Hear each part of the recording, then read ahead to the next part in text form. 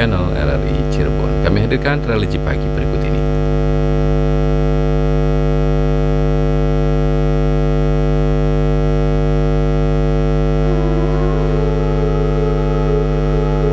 Sudahkah kita bersyukur atas nikmat hidup pagi ini? Awali pagi kita dengan asupan ilmu yang cukup. Inilah religi pagi di Pro 1 RRI Cirebon.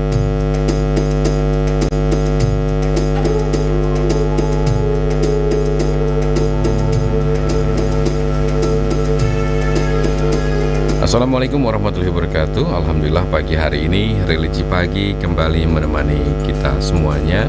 Dan kita akan langsung menyapa ini Ustadz Iksan Tobi'i, asatidz dari Pondok Pesantren Al-Husna Kota Cirebon. Kita akan langsung sapa. Assalamualaikum Ustadz. Warahmatullahi wabarakatuh. Ya, apa kabar pagi hari ini? Alhamdulillah baik. Alhamdulillah, sambil menyempatkan waktu dalam kesibukannya ya. Pagi hari ini kembali hadir dan temanya tadi sudah kita sebutkan. Pendengar nanti yang ingin bergabung, Anda bisa gunakan 0231486374 atau 0231849329. Yang mau mengirimkan WhatsApp silakan di 081324951935. Mungkin sepanjang menyampaikan tausiah Anda sudah memiliki pertanyaan, boleh di list pertanyaannya melalui WhatsApp, nanti kita akan bacakan. Silakan Ustaz. Assalamualaikum warahmatullahi wabarakatuh. Alhamdulillah, alhamdulillahilladzi ja'alana minan nasihin wa afhamana min ulumil ulama'ir rasikhin. Wassalatu wassalamu ala man nasakha dinuhu adyanal kafarati wat talihin wa ala alihi wa ashabihil mujahidin at-tahirin. Asyhadu an la ilaha illallah wahdahu la syarika lah wa asyhadu anna sayyidana Muhammadan abduhu wa rasuluhu la nabiyya ba'dah. Allahumma fassalli wa sallim ala sayyidina Muhammadin wa ala alihi wa sahbihi ajma'in. Allahumma sholli ala sayyidina Muhammadin tibbil qulub wa dawaiha wa afiyatil abdanina wa shifaiha wa nur absarina wa diyaiha wa ala alihi wa sahbihi wa sallim. Qala Allah ta'ala fil Qur'anil aziz, a'udzu billahi samii'il 'aliim minasy syaithaanir rajiim. Bismillahirrahmanirrahim. Qalu subhanaka la ilma lana illa ma 'allamtana innaka antal alimul hakim. Shadaqallahul azim wa shadaqallahu rasuluhun nabiyul karim wa nahnu ala dzalika minasy syahidin adz-dzakirin walhamdulillahi rabbil alamin. Alhamdulillah, segala nikmat yang harus kita nikmati hanya dari Allah Rabbul Izzati. Kepadanya kita harus berbakti karena dialah Tuhan yang Maha Sakti. Sholawat beriring salam kita sampaikan kepada Nabi sejati, pengikis kehidupan yang tak pasti menuju kehidupan yang penuh arti.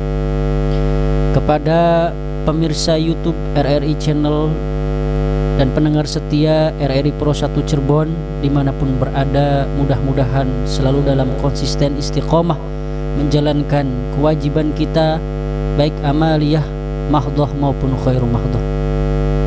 Pada pagi hari ini insyaallah Al-Fakir akan membahas tentang ikhtiar atau upaya kita memfungsikan masjid secara baik dan benar. Namun sebelum itu saya ingin menyampaikan pertanyaan yang pada minggu kemarin disampaikan oleh penanya saudari Mbak Iin terkait ada peristiwa apa dari 10 Muharram itu. Merujuk pada referensi bahwa pada tanggal 10 bulan Muharram itu terdapat suatu peristiwa yang banyak. Yang pertama, pada saat Allah Subhanahu wa ta'ala menciptakan Nabi Adam alaihi salatu wassalam di surga itu terjadi pada tanggal 10 Muharram. Kemudian pada saat Nabi Adam alaihi salatu wassalam dikeluarkan dari surga sama Siti Hawa, kemudian dipisahkan antara Nabi Adam dengan Siti Hawa, kemudian bertemu lagi dan taubatnya Nabi Adam diterima juga pada tanggal 10 Muharram.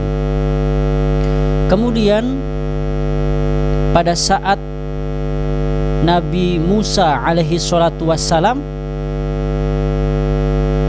dikejar oleh tentara Fir'aun dan atas izin Allah punya mukjizat berupa tongkat yang bisa membelah Laut Merah, itu juga terjadi pada tanggal 10 Muharram.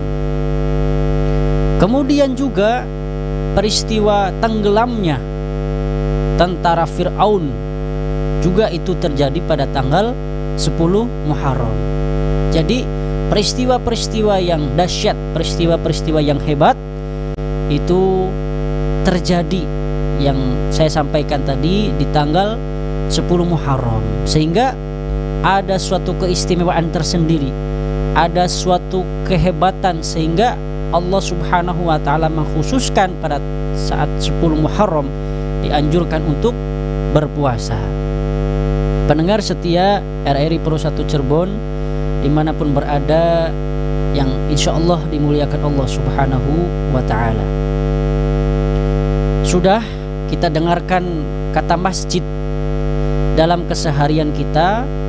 Makna yang umum terbayang kira-kira adalah masjid itu tempat sholat, mengaji, atau ritual keagamaan lain umat Islam. Dengan pengertian yang sederhana ini, makna masjid yang lebih substansial menjadi tak begitu tampak. Tak sepenuhnya keliru, tapi juga belum mewakili makna masjid secara utuh dan hakiki. Kata masjid itu diambil dari kata sajada yasjudu. Jika diturunkan sampai pada bentuk isim makan kata tempat masjid, arti sajada adalah sujud, tunduk atau patuh. Dengan demikian, masjid berarti pula sarana untuk menunaikan segala aktivitas yang mencerminkan ketundukan kita, kemahalemahan kita kepada Allah Subhanahu wa ta'ala, dan menegaskan bahwa masjid adalah tempat yang sangat terhormat dan suci. Kemuliaan masjid ini tercermin dari sejumlah ayat Al-Quran. Di dalam ayat tersebut menyandarkan kata masjid dengan Allah, seperti menyebutkan dengan frasa masajidalillah atau masjid-masjid Allah, bukan masajidalil muslim, masjid-masjid umat muslim. Nah, untuk kemudian para pakar tafsir seperti seorang ulama yang karismatik, seorang ulama tafsir Profesor Dr. Muhammad Quraish Shihab mengatakan kata masjid di dalam Al-Quran ini terulang kata masjid tersebut sebanyak 28 kali dalam Al-Quran. Salah satunya adalah Bismillahirrahmanirrahim, wa annal masajida lillah fala tad'u ma'allahi ahada. Dan sesungguhnya masjid-masjid itu adalah kepunyaan Allah, maka janganlah kamu menyembah seseorang pun di dalamnya di samping menyembah Allah Subhanahu wa ta'ala.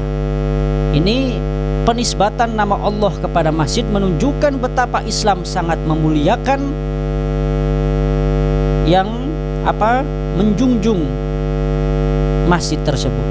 Demikian luhur dan sucinya tempat tersebut hingga ada ketentuan dalam fikih tentang keharusan masjid harus steril, harus suci dari hadas asghar maupun hadas besar.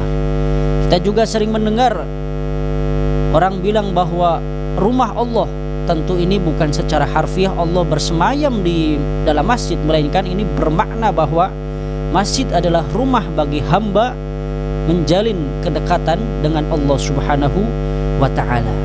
Taqarrub ilallah, mendekatkan diri kepada Allah. Pendengar setia RRI Pro 1 Cirebon dimanapun berada yang semoga dimuliakan Allah.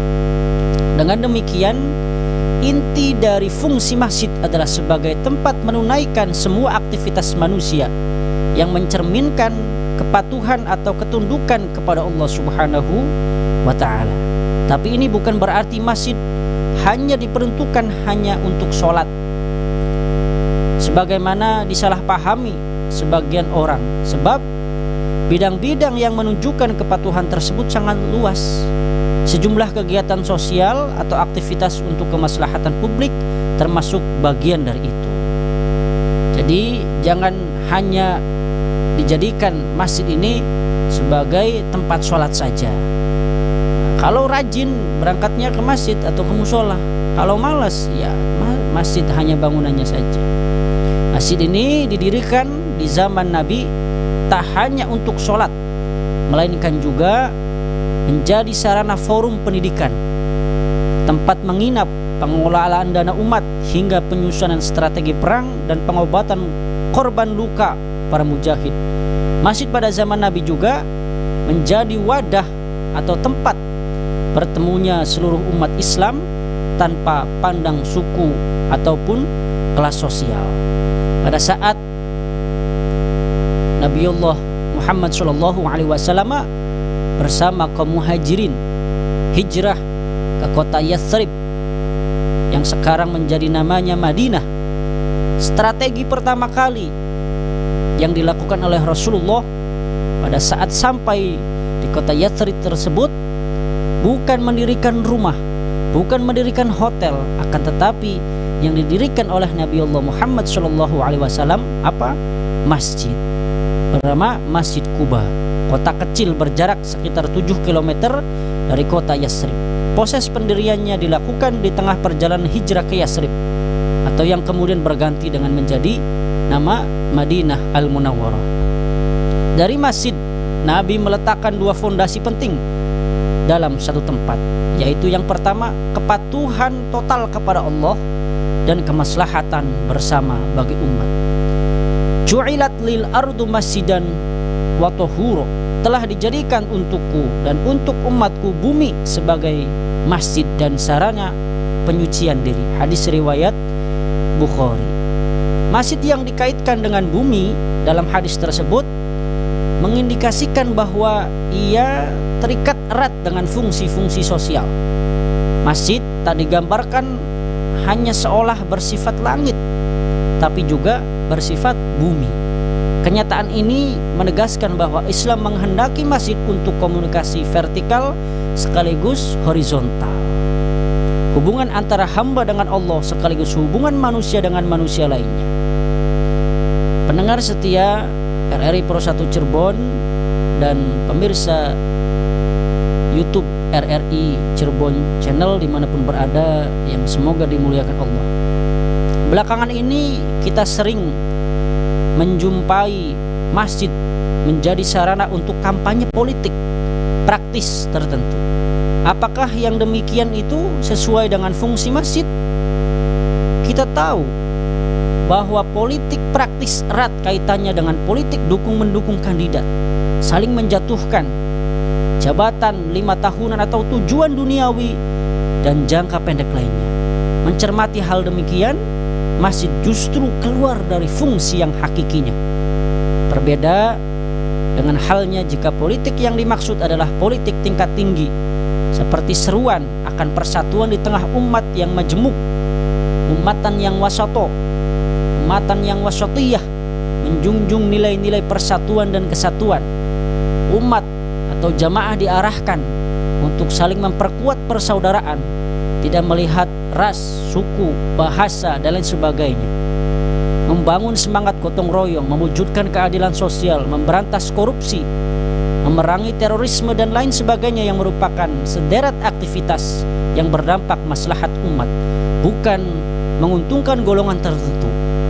Dan kita sering menjumpai pada saat di beberapa lokasi atau masjid tertentu dijadikan sebagai kampanye politik, berisinya adu domba, caci maki dan sebagainya. Padahal fungsi daripada masjid selain untuk kita sarana beribadah kepada Allah, tapi juga kita gunakan untuk tujuannya adalah menyatukan umat dari berbagai macam perbedaan. Kita menjunjung tinggi nilai-nilai persatuan dan kesatuan, bukan malah memperpecah atau saling menjatuhkan antara A dengan B. Na'udzubillah summa na'udzubillah. Indikator bahwa Rasulullah SAW tak menghendaki masjid untuk tujuan duniawi dan jangka yang sangat pendek. Pada saat doa beliau ketika mendapat orang berjualan di masjid, Rasul langsung mengatakan bahwa la arbahallahu tijarataka, semoga Allah tidak menguntungkan jualanmu. Nah, ini ada kemiripan yang sangat dekat antara kampanye politik dan aktivitas perdagangan.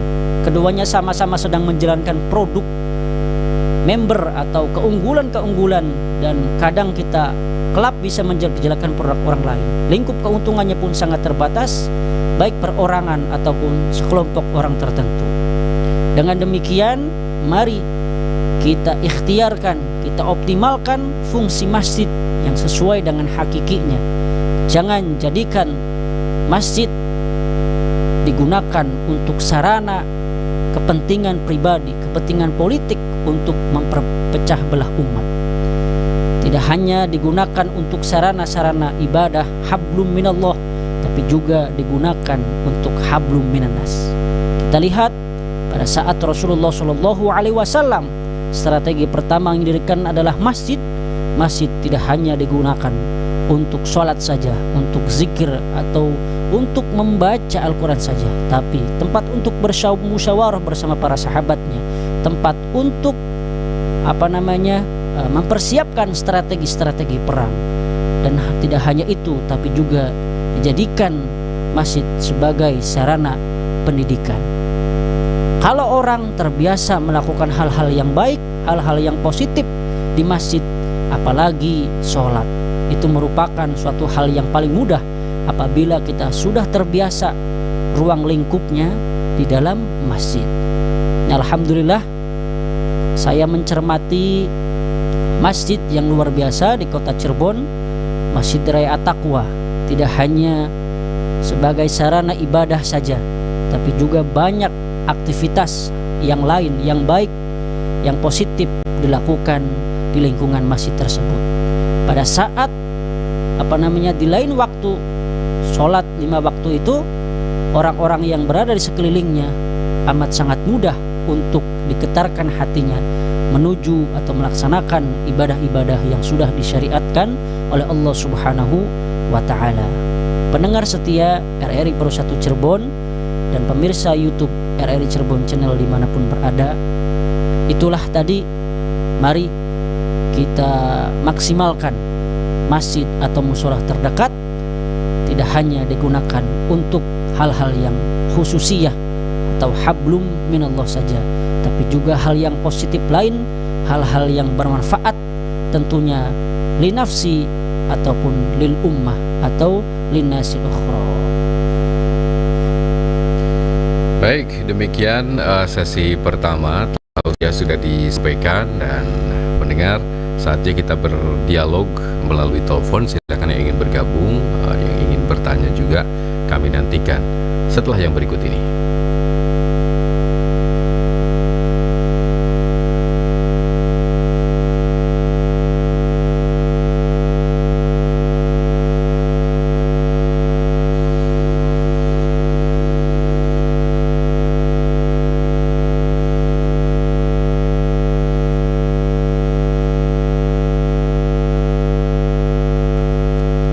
Istiqomah merupakan keutamaan dalam Islam yang merupakan bukti dari kesungguhan seorang hamba dalam beribadah, dan ketika seseorang sanggup melawan segala ujian dalam perjalanan istiqomahnya, mendapat pahala surga di akhirat kelak. Allah Subhanahu wa Ta'ala berfirman, yang artinya, sesungguhnya orang-orang yang mengatakan Rabb kami ialah Allah, kemudian mereka istiqomah pada pendirian mereka, maka malaikat akan turun kepada mereka dengan mengatakan, "Janganlah kamu merasa takut, dan janganlah kamu merasa sedih, dan bergembiralah kamu dengan memperoleh surga yang telah dijanjikan Allah kepadamu." Quran Surat Fussilat ayat 30. Baik pendengar, kami akan mulai memberikan kesempatan kepada Anda yang ingin bergabung. Silakan di 0231-849-3259 atau di 0231-486374. Kita akan langsung sapa. Assalamualaikum. Waalaikumsalam warahmatullahi wabarakatuh. Bu Muhammad Subhan. Ya, Bunda Indra. Jumpa kembali, lama tak basuh. Lamo tak basuh ini. Iya. Silakan Bu Indra, sehat-sehat ya. Lagi sakit. Oh gitu. Oh, saya doakan sehat kalau begitu. Amin. Ya, amin. Silakan Bunda. Assalamualaikum Ustaz Ihsan Tobi'i. Assalamualaikum warahmatullahi wabarakatuh. Alhamdulillah tampak di YouTube dengan pakaian putih. Nah, batu ya mengenai masjid yang sudah diterangkan dengan jelas oleh Ustaz Ihsan. Kita juga dulu mengenang pada saat baru pertama orang mengadakan akad nikah di masjid, wah itu timbul ini juga pro kontra gitu ya. Nah tapi sekarang sudah banyak orang menikah, akad nikah di masjid. Saya hanya ingin bertanya mengenai ini. Menurut yang pernah saya baca begitu, haji mabrur itu katanya kalau kita sudah membuat seluruh tanah di muka bumi ini menjadi masjid. Apa yang dimaksud Ustaz? Terima kasih penjelasannya. Terima kasih pula Bung Subhan. Terima kasih. Assalamualaikum warahmatullahi wabarakatuh.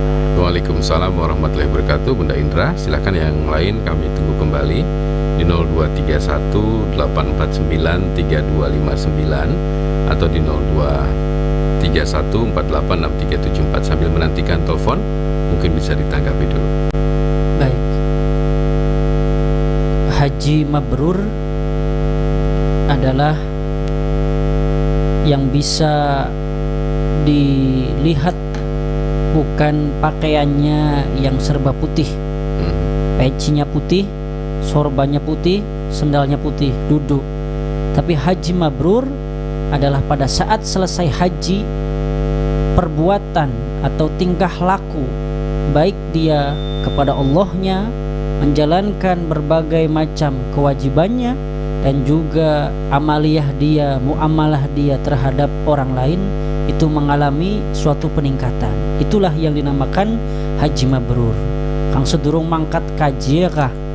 Nah, sholatnya kadang ya telat, terus kadang belining masjid, belining tajuk. Nah, mulai selesai pada saat dia melaksanakan ibadah haji dilakukan secara sempurna rukunnya, dan tidak hanya rukunnya tapi sunnah-sunnahnya juga dilakukan, maka secara spiritual, secara hati Allah Subhanahu wa ta'ala bimbing orang-orang tersebut, lalu berubah suatu tingkah lakunya, tindakannya menjadi lebih rajin lagi, lebih taat lagi, baik dia kepada Allah maupun perbuatan dia, amaliyah dia, tingkah laku dia, tutur kata dia kepada orang lain.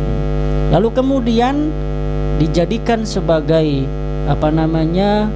bumi ini sebagai masjid. Itu artinya apa? Bahwa kalau kita perhatikan secara makna yang sangat sederhana, bumi adalah tempat bersujud. Nah, jadi tandanya orang yang mabrur, tingkat ketakwaannya justru lebih meningkat.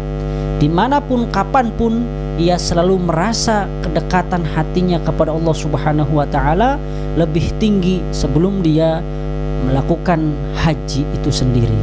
Oleh karena itu, haji yang mabrur, haji yang totalitas kesempurnaannya dilakukan pada saat balik lagi ke tanah air, ke Indonesia, negeri Republik Indonesia, maka perbuatannya atau tingkah lakunya kapanpun dimanapun selalu ada channel hatinya kepada Allah Subhanahu wa ta'ala. Taqarrub ilallah, selalu dekat kepada Allah Subhanahu wa ta'ala. Pada saat hal-hal lain yang membuat orang tersebut terlena, baik berupa harta maupun wanita, maka dia langsung fafirru ilallah, kembali kepada Allah Subhanahu wa ta'ala. Itu merupakan makna kiasan.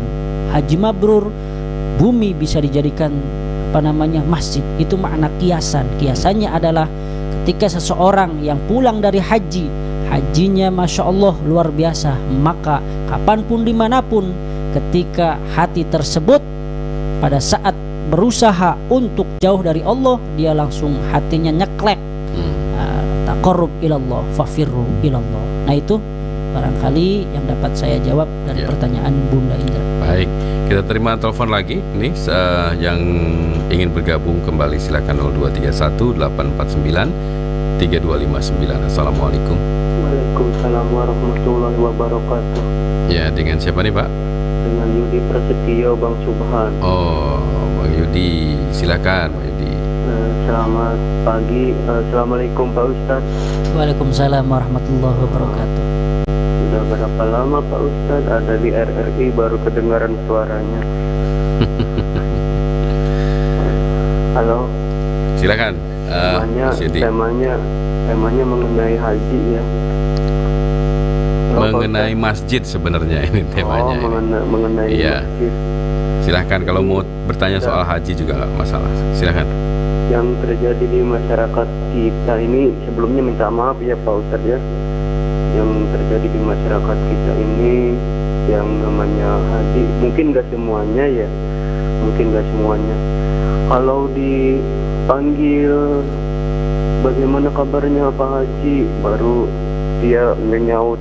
Tapi kalau kita panggil enggak, maksudnya tuh begini, kalau kita panggil namanya susah untuk menyaut, tapi kalau kita panggil bagaimana kabarnya Pak Haji, baru menyaut. Terus di dalam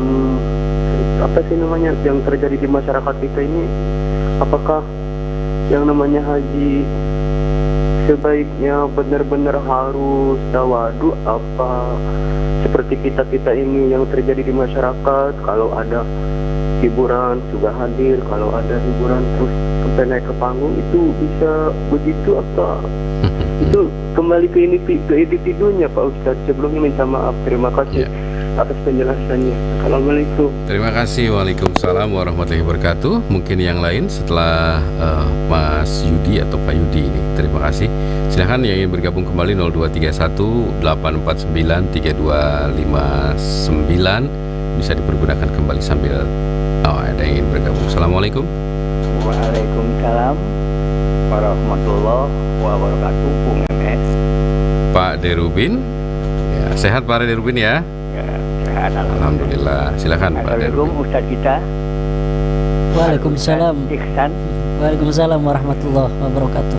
Sebelum kepada masalah pertanyaan, saya mau melapor dulu pada Bung MS bahwa hari ini AM maupun FM cukup bagus. Kemarin memang ada gangguan. Alhamdulillah. Jadi kami nyaman lah ini mendengar baik AM maupun FM. Siap. Ya. Nah yang kedua kepada Ustaz, terima kasih Ustaz telah memperhatikan para pendengar bahwa ada pertanyaan dari sohibah kita, Mbak dari Karangayu itu ya, Mbak Ikin ya, kemarin dijawab masalahnya sudah jelas. Nah dengan demikian alur itu lalu saya menyampaikan beberapa pertanyaan. Yang pertama, masalah tadi 10 Muharram. 10 Muharram ini peristiwanya banyak. Bukan kami atau saya khususnya pendengar tidak percaya atau menafikan, tapi untuk meyakinkan berita-berita ini dari Kanjeng Nabi sendiri, apa dari berita orang Yahudi, apa dari orang Nasrani. Ini karena waktu itu kan penyebarannya macam-macam, suara sana suara sini. Ini berita-berita resmi dari berita gaib lewat Kanjeng Nabi apa dari Israel maupun Yahudi karena banyak berkembang. Itu yang pertama. Yang kedua, fungsi masjid tadi berkembang. Lalu satu pertanyaan, bagaimana dengan adanya pernikahan di masjid? Mudah-mudahan bagaimana efek sampingnya atau dampak positifnya atau hikmahnya daripada perkawinan yang ada di masjid. Karena hari-hari ini juga masalah masjid. Lalu tadi Ustaz juga masalah politik. Saya dari ingat ini kita ajang masjid dalam menjadi politik, tapi boleh Ustaz katakan politik tinggi. Nah, pertanyaan saya begini Ustaz, apa beda politik Islam politik dan Islam dan politik identitas? Politik Islam politik dan politik identitas. Barangkali mudah-mudahan tidak menyimpang dari asas atau acara pagi ini. Matur nuwun. Wassalamualaikum warahmatullahi wabarakatuh. Waalaikumsalam warahmatullahi wabarakatuh. Silakan pertanyaan dari Pak Yudi dulu ini. Baik, mengenai pertanyaan dari Pak Yudi, bahwa balik lagi pada pertanyaan Bunda Indra tadi, haji mabrur. Haji mabrur kaitannya seseorang hati atau tingkah lakunya menjadi berubah lebih baik lagi.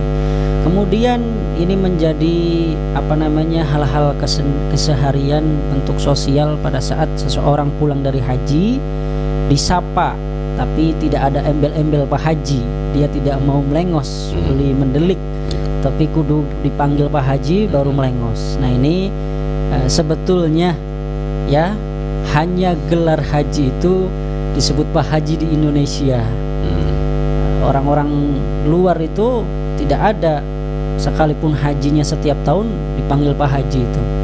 Nah, balik lagi bahwa kalau seseorang yang sudah berhaji hatinya bersih, maka insya Allah sifat-sifat rasa kesombongan, gila hormat, gila jabatan, gila dipanggil, hal-hal yang seperti itu masih ada kaitannya dengan hal-hal yang duniawi, maka mulai terkikis apabila makna mabrur itu dimiliki oleh seseorang yang sudah melakukan ibadah haji. Nah, jadi jangan sampai ini menjadi suatu hal kebiasaan ketika seseorang, apalagi orang Indonesia, niatnya salah, pengen berangkat haji bukan menyempurnakan rukun Islam, tapi pengennya balik-balik diundangnya Pak Haji atau Bu Haja, ya.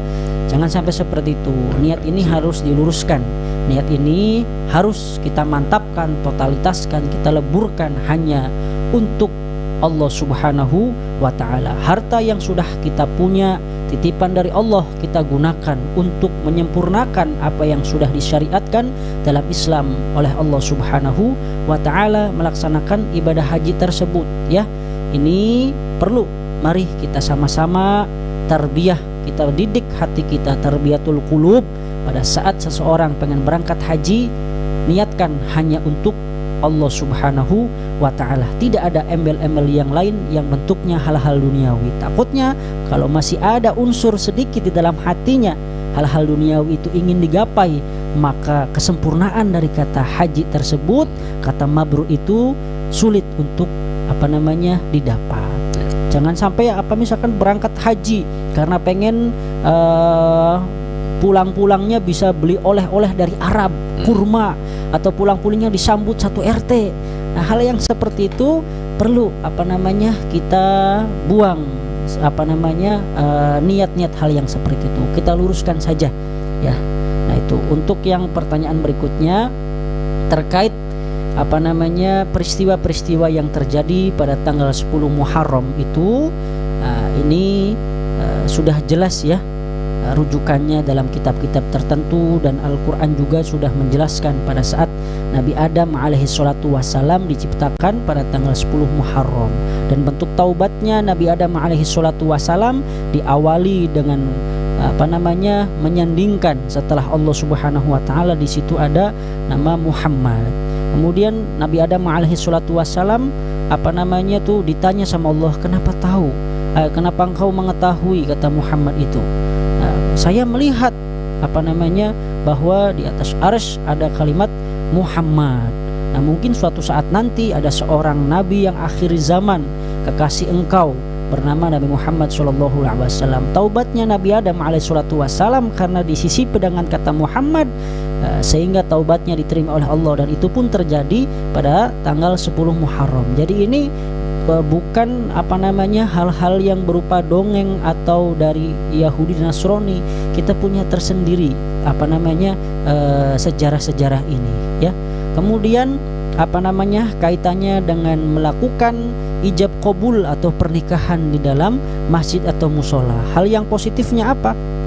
Hal yang sangat positifnya itu bagian daripada syiar, ya, syiar Islam itu sendiri, bahwa bentuk kekuatan untuk mempersatukan seseorang itu adalah di masjid, ya. Itu hal yang positif yang dapat kita ambil. Dan yang kedua, keberkahannya pun lebih didapat pada saat seseorang melakukan pernikahan ijab qabulnya di dalam masjid dan musola.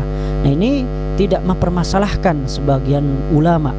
Bahkan beberapa anak-anak seorang ulama, putra-putra seorang ulama melakukan pernikahannya ijab qabulnya di dalam masjid atau musola. Ini bentuk keberkahan dan juga nilai positifnya bagian daripada syiar Islam itu sendiri, bahwa memfungsikan masjid, kita belajar dari masjid. Seseorang yang masuk masjid, seseorang yang masuk musola, tidak ada kelas utama. Sekalipun presiden masuk masjid, buka sepatu. Gubernur masuk masjid, buka sepatu. Bupati masuk masjid, buka sepatu. Siapapun orangnya masuk masjid, wajib lepas sepatu, lepas sandal. Menghadapnya sama, takbirnya sama, pakai bahasa yang sama, Allahu Akbar. Nah, itu bentuk daripada persatuan dan kesatuan. Jadi nilai positif yang dapat kita ambil adalah syiar, ya, kekuatan masjid. Insya Allah kalau kita memfungsikan dengan baik dan benar akan menjadi magnet kedekatan. Kemudian kalau digunakan untuk praktis politik, nah ini saya bukan spesifik atau spesialisasi di bidang politik, ya, saya kurang memahami itu. Yang jelas pada saat sudah nyeleweng dari fungsi masjid itu sendiri, maka perlu kita luruskan. Jangan sampai masjid digunakan untuk kampanye politik, urusan-urusan kelompok atau pribadi yang dapat memperpecah belah umat. Apalagi pada saat khutbah Jumat, jangan sampai isinya provokasi, isinya ini itu, karena mengatasnamakan identitas politik, tapi gunakan sarana sebagai mempersatukan umat, jangan sampai memperpecah belah umat. Baik, kita lanjutkan kembali. Ini ada Pak Sakadi melalui WhatsApp. Selain masjid, bagaimana dengan keberadaan musola atau tajuk yang berfungsi sama dengan masjid? Nah, ini Pak Sakadi Wahyono di Gintung Kidul, Ciwaringin. Kemudian ada lagi Pak Teguh. Ya, pertama kali saya ingin memperkenalkan, nama saya Teguh Supriyanto dari Surabaya. Senang sekali saya bisa monitor Pro 1 RRI Cirebon lewat YouTube, terutama acara ini. Insya Allah mengikuti. Oke, baik, terima kasih Pak Teguh Supriyanto, ya, sedang menonton juga di YouTube. Kemudian ada satu lagi, bagaimana dengan yang selama ini jualan menggelar dagangannya di depan masjid saat ada tablik akbar? Silakan Ustaz. Baik, hanya di Indonesia ada kata musola. Kalau di Timur Tengah, apalagi di Arab, tempat ibadah bagi seorang muslim namanya masjid. Kalau di Indonesia, masjid yang tempat ibadah yang besar. Kalau tempat-tempat ibadah kecil dinamakan musola. Kita tahu bahwa artinya masjid tempat bersujud, musola tempat untuk sholat. Tujuannya sama, tempat ibadah menyembah kepada Allah Subhanahu wa ta'ala. Jadi tidak ada perbedaan, ya, bahwa masjid dan musola sama fungsinya, sama tujuannya, untuk menyembah atau sarana kedekatan kita kepada Allah, menghidupkan nilai-nilai syiar Islam, dan untuk mempersatukan umat. Kemudian berikutnya adalah pada saat seseorang melakukan tijarah atau perdagangan, pada saat diselenggarakannya acara takbir akbar, kalau dilakukan jualannya di halaman masjid, bukan di dalam masjidnya, maka tidak jadi masalah. Karena tempat khusus kita hormati, kita muliakan orang-orang yang lagi melaksanakan ibadah, baik sholat 5 waktu, sholat sunnah, sholat duha, baca Al-Quran, itikaf di dalam masjid, jangan dikotori dengan hal-hal yang duniawi. Karena Rasulullah SAW juga pada saat di penyampaian pertama tadi, Rasulullah menyampaikan bahwa bentuk ketidaksukaan orang-orang yang melakukan jual beli di dalam masjid, silahkan gunakan tempat tijarah di halaman masjidnya atau di luarnya, ini sebagai bentuk rasa penghormatan, kemuliaan bahwa di dalam masjid jangan dikotori dengan hal-hal yang duniawi. Baik, silakan, masih ada waktu untuk pendengar yang ingin kembali bergabung menggunakan 0231893259 atau di 0231486374, atau silakan kirimkan WhatsApp di 081324951935. Temanya pagi hari ini adalah mengenai ikhtiar memfungsikan masjid dengan benar, ya. Silakan, kami buka kembali kesempatan Anda untuk mengirimkan pertanyaan melalui WhatsApp atau menelpon kami. Kami akan segera kembali setelah yang berikut ini.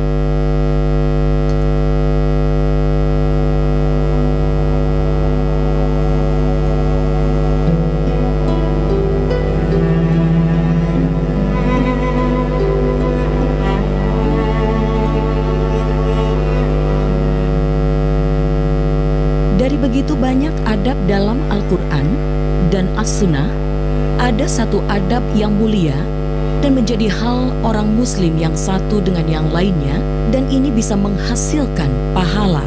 Salah satunya adalah menjenguk orang sakit. Saat kita menjenguk orang yang sedang sakit, akan memperoleh pahala yang sangat banyak. Seperti orang yang sedang ada di kebun syurga, yang sedang memetik hasil buah di dalam syurga. Rasulullah SAW bersabda yang artinya, siapa saja yang menjenguk orang sakit akan senantiasa berada di kebun surga sampai ia kembali. Hadis riwayat Muslim.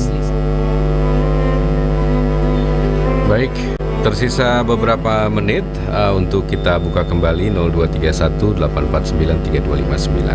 Assalamualaikum. Waalaikumsalam warahmatullahi wabarakatuh. Bung Subhan. Ya, dengan Pak Madali kah ini? Iya. Ya, silakan Pak Madali. Assalamualaikum Pak Ustaz. Saya mau tanya, kalau sholat yang nggak bisa berdiri tapi berjamaah tuh baiknya pakai kursi atau duduk di bawah karena berjamaah. Ya. Kan di masjidnya ada disiapkan kursi. Bagaimana Pak Ustaz? Mohon penjelasannya. Terima kasih Pak Ustaz. Terima kasih Bung Subhan. Terima kasih Pak Madali. Assalamualaikum warahmatullahi wabarakatuh. Waalaikumsalam warahmatullahi wabarakatuh. Ada lagi? Assalamualaikum. Waalaikumsalam warahmatullahi wabarakatuh. Alhamdulillah kebagian juga. Silakan Pak Fauji ya ini, Pak Ahmad Fauji ya. Terus. Alhamdulillah para senior saya sudah masuk. Saya dari Garut dengan Ahmad Fauji. Silakan. Assalamualaikum Bapak Ustadz, guru kita yang saya hormati. Waalaikumsalam warahmatullahi wabarakatuh. Begini Pak, tentang masa sholat atau sholat Jumat. Ini kan ini teman saya kebetulan ada di pinggir saya Pak. Kan beliau ada profesi sebagai seorang masinis ya. Dia curhat kepada saya begini. Dia sadar sejak kecil sendiri kalau orang sholat, ngaji, puasa. Tapi kenapa karena sekarang sudah tua, sering meninggalkan Jumat atau sholat wajib?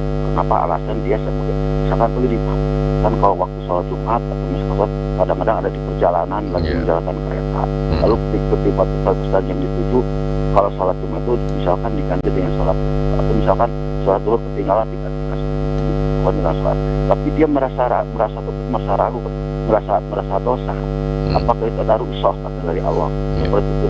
Yang terus minta di semua kantor dialihkan kepada pekerjaan yang lain, bisa diterima, nggak cocok yang bagi dia. Tetap aja dia cocoknya di perjalanan sebagai seorang mas. Nah, bagaimana menurut Ibu Ustadz ini, teman-teman masih ada di sini, dia disuruh ngomong, nggak mau, katanya nggak bisa ngomongnya. Terima kasih. Assalamualaikum. Ya, waalaikumsalam warahmatullahi wabarakatuh. Silakan. Baik, sholat itu salah satu rukun. sholat itu berdiri, istata' bagi yang mampu al-qiyam. Pada saat seseorang melaksanakan sholat wajib, zuhur, asar, maghrib, isya, subuh, tidak bisa dalam keadaan berdiri, maka ini merupakan rukhsah atau suatu keringanan. Namun keringanan ini tidak semata-mata dilakukan secara bebas tanpa ada penyebab. Misalkan seseorang punya hal lain, yaitu pada saat sakit parah tidak bisa berdiri, atau kena stroke, atau mohon maaf ada bisulan di beberapa anggota badan lainnya, maka diperbolehkan, disilahkan untuk sholat dalam keadaan duduk. Pada saat melaksanakan sholatnya sendiri tanpa menggunakan kursi itu juga baik. Tapi pada saat sholatnya berjamaah tidak bisa dilakukan sholatnya berdiri, dianjurkan, diperbolehkan dalam keadaan duduk. Lebih bagus laginya dalam keadaan duduknya menggunakan kursi. Biasanya di berbagai masjid atau musola sudah disediakan tempat dan kursinya bagi seseorang yang tidak bisa sholatnya berdiri, ya.